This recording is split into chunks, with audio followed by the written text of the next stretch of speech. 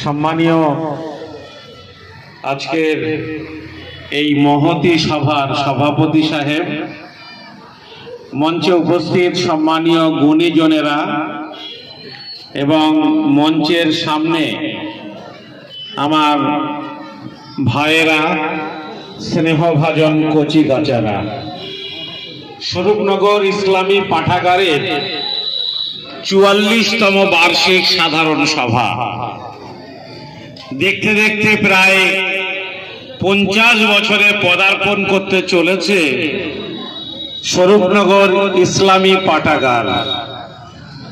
আজকে গোটা বিশ্ব যখন ডিজিটালাইজড হতে চলেছে, সেই সময়েও কিন্তু জ্ঞান অর্জন বা পাঠাগার লাইব্রেরির প্রাসঙ্গিকতা, মূল্য কোনো অংশে কমেনি। আজকের যখন আধুনিকতা গোটা সমাজকে গ্রাস করে ফেলেছে, তখন কিন্তু এটাও বাস্তব সত্য যে আধুনিকতা মানুষকে মূল্যবোধ সম্পন্ন মানুষ সব ক্ষেত্রে বানাতে পারেনি। বরং আধুনিকতা যখন এসেছে, সেই সমাজে যখন ইসলাম, মানবিকতা, মূল্যবোধ এগুলো যখন মানুষ অপ্রাসঙ্গিক করে দিয়েছে, তখন সেই সমাজে কিন্তু সামাজিক অবক্ষয় অনেকটাই বেড়ে গিয়েছে। সেই জন্য আমাদের প্রিয় রাসূল সাল্লাল্লাহু আলাইহি সাল্লাম তিনি সাফ ভাষায় বলেছেন যে একজন মূর্খ এবং একজন জ্ঞানী এটা কিন্তু কখনো সমান হতে পারে না।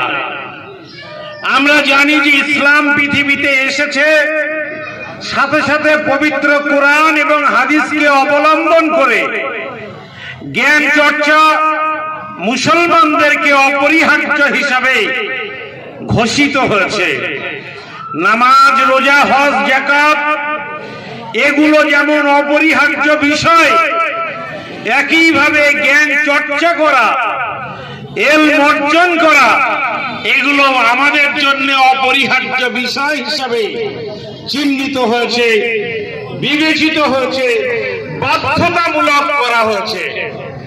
আপনারা ইসলামের ইতিহাস যারা পড়েন তারা জানেন যে যখন মুসলমানদের জন্য এই পৃথিবীতে স্বর্ণযুগ ছিল, সেই স্বর্ণযুগ অবলম্বন করে এসেছিল কেবলমাত্র শিক্ষা আর জ্ঞান চর্চাকে অবলম্বন করে।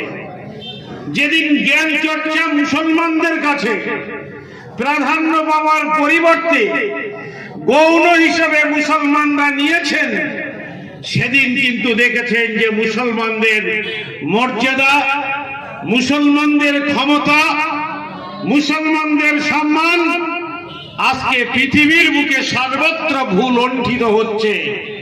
তাই বড়রা বলছেন যে আমরা মনে করছি যে রাজনৈতিক নেতাদের কাছে পাওয়ার আছে।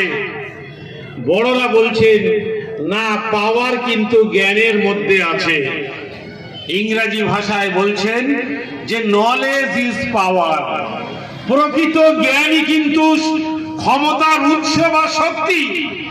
তাই আমাদের সন্তানদের যেমন জ্ঞানের পথ, ইসলামের পথ, মানবিক মূল্যবোধ সম্পন্ন জ্ঞানের দিকে, জ্ঞান চর্চার দিকে যেমন এগিয়ে নিয়ে যেতে হবে, ঠিক তার পাশাপাশি মুসলিম জাতি যেন মূর্খ না থাকে, মুসলিম জাতি যেন অশিক্ষিত না থাকে, মুসলিম জাতির কোন সন্তান যেন স্কুল মাদ্রাসার বাইরে না থাকে, সেজন্য সমাজের যারা সচেতন মানুষ, যারা শুভ বুদ্ধি সম্পন্ন মানুষ, তাদেরকে যেমন ইসলামী কর্মকাণ্ডকে গুরুত্ব দিয়ে পালন করতে হবে, সন্তানদের লেখাপড়া শেখানোর দায়িত্বটাও কিন্তু গুরুত্ব দিয়ে পালন করতে হবে।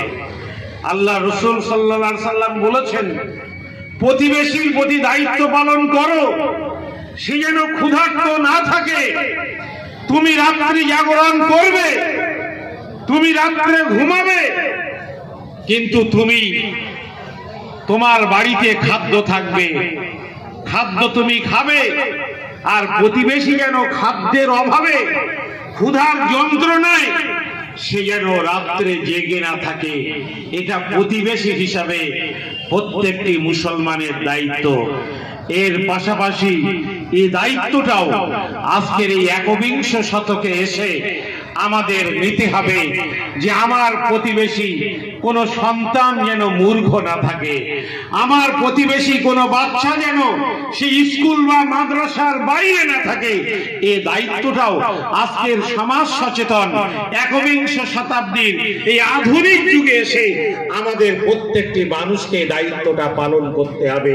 তাহলে আমাদের সন্তানদের যদি লেখাপড়া শেখাতে পারি, আজকের যারা আমাদের পিছনের দিকে রাখতে চাইছে, আজকের যারা আমাদের সাংবিধানিক অধিকার থেকে বঞ্চিত করতে চাইছে, যারা আমাদের নাগরিকত্ব কেড়ে নিতে চাইছে, যারা আমাদের দ্বিতীয় তৃতীয় শ্রেণীর নাগরিক বানাতে চাইছে, যারা আমাদের ভোটাধিকার কেড়ে নিতে চাইছে, যারা আমাদের শিক্ষার অধিকার কেড়ে নিতে চাইছে, যারা আমাদের স্বাস্থ্যের অধিকার কেড়ে নিতে চাইছে, তাদের কাছে কিন্তু উপযুক্ত শক্তি হিসাবে আমরা তখন প্রকৃত শক্তি অর্জন করতে পারবো যদি আমাদের প্রজন্মকে আমরা শিক্ষিত করতে পারি, লেখাপড়া শেখাতে পারি।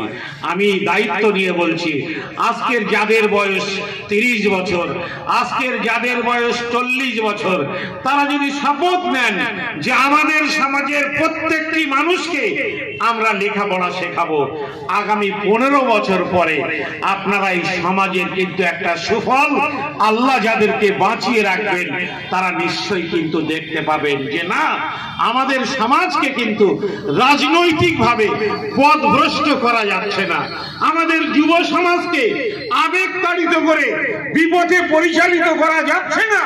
এটা কিন্তু নতুন প্রজন্ম একটা সুন্দর সময় দেখতে পাবে যদি 15 বছর ধরে আমরা শিক্ষার ক্ষেত্রে একটা বড় লড়াই আর সংগ্রাম চালাতে পারি। আজকে আলামিন মিশন থেকে শুরু করে বিভিন্ন আবাসিক শিক্ষা প্রতিষ্ঠান এই লড়াই চালানোর মধ্য দিয়ে একটা পরিবর্তন আপনারা দেখতে পাচ্ছেন। আমি আশা করব এই লড়াইতে যখন আমাদের সমাজের 90% মানুষ যখন এগিয়ে আসবেন এবং নিজ নিজ দায়িত্ব নিজেরা নির্ধারণ করে নিজের গ্রামে, নিজের পাড়ায়, নিজের প্রতিবেশীদের প্রতি যখন এই দায়িত্ব আমরা পালন করব, তখন দেখবেন যে আমাদের সমাজে একটা পরিবর্তন চলে এসেছে।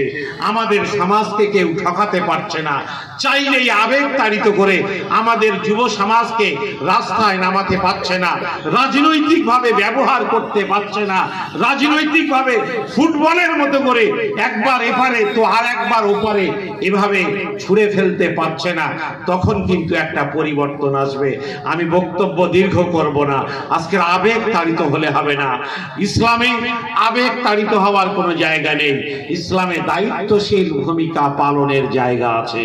আমাদের সকলকে দায়িত্বশীল ভূমিকা পালন করতে হবে, আমাদের সকলকে বিপদের সময় সবর এখতিয়ার করতে হবে, ধৈর্য ধারণ করতে হবে, এটাও কিন্তু আমাদেরকে মনে রাখতে হবে। আর বড় যারা তাদের পরামর্শ নিতে হবে।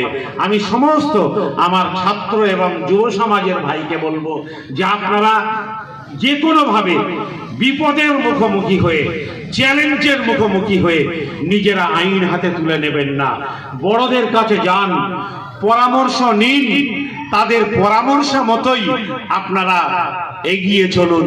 সে এগিয়ে চলার ক্ষেত্রে যে পথটা উত্তম পথ, সেই পথেই কিন্তু আমাদেরকে এগিয়ে যেতে হবে। আমাদের আজকের ঘরে বাইরে সর্বত্র ফাঁদ পেতে দেওয়া হয়েছে, সেই ফাঁদ কেউ